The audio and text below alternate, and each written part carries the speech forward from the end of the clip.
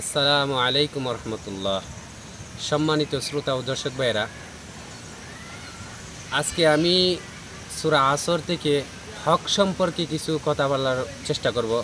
আল্লাহ তাআলা যদি আমাকে তৌফিক দান করে, ওমা তৌফিক ইল্লা বিল্লাহ। কারণ আল্লাহ তাআলা সূরা আসরের মধ্যে সময়ের কসম করে বলতেছেন যে অবশ্যই মানুষ ক্ষতিগ্রস্ত অবস্থায় রয়েছে।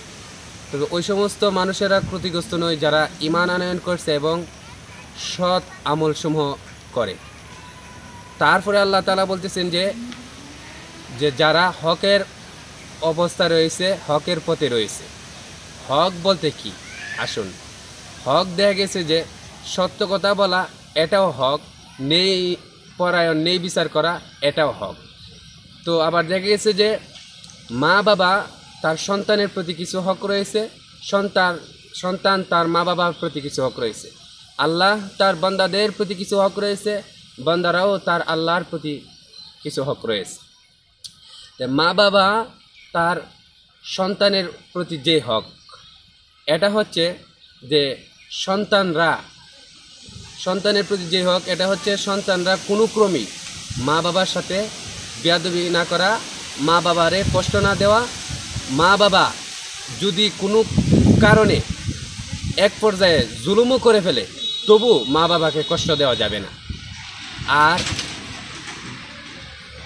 এই সন্তানের যে হক মা বাবার প্রতি, যদি কোনো কারণে দেখা গেছে যে সন্তান ভুল কইরিলা, অপরাধ কইরিলা, তবুও মা বাবার উচিত হলো তাকে সন্তানকে বদদোয়া না দেওয়া। এটা হইল হক সমূহের মধ্যে একটা হক।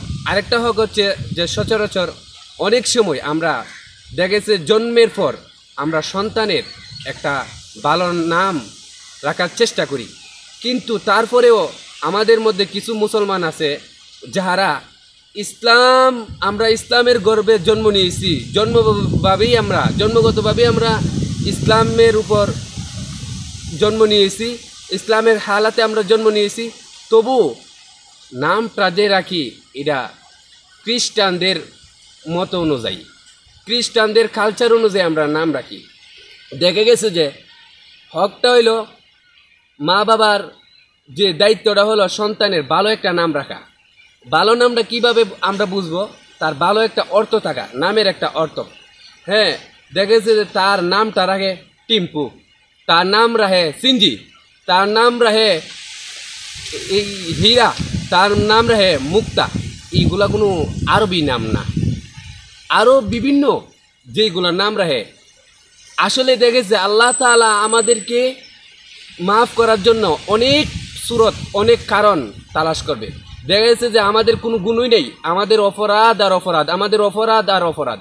অবশেষে যদি গিয়া দেখা যায় যে বাবা এবং তার সন্তানের উভয়ের নামগুলা ভালো, এই নাম ভালো হওয়ার কারণে এই উসিলায় আল্লাহ তাআলা আমাদেরকে মাফ করে দিব। এই জন্য আমরা খেয়াল রাখুন যাতে আমাদের সন্তান, যারা নবজাতক সন্তান দুনিয়াতে আসে, আমরা যারা পিতামাতা আছি, আমাদের কর্তব্য হইল তাদের নামটা সুন্দর করে রাখা। আর আল্লাহ তাআলা প্রতি তার বান্দার যে হক এবং বান্দা তার এবং আল্লাহর হক তার বান্দার প্রতি যে হক, সেটা হচ্ছে বান্দা যদি কোনো কারণে গুনাহ কইরালা আর আল্লাহ তাআলার কাছে মাফ চাই, আল্লাহর বান্দার হক হইল আল্লাহ মাফ করে দেওয়া। আর দেখেছি যে আল্লাহর হক হচ্ছে বান্দার প্রতি কোনো কারণেই, কোনো অবস্থাতেই শিরিক না করা, শিরিক মুক্ত ইবাদত করা। এটা হচ্ছে আল্লাহর হক তার বান্দার প্রতি। এই বলে আমি আজকে আমার সংক্ষিপ্ত কথা শেষ করলাম। আসসালামু আলাইকুম রহমতুল্লাহ।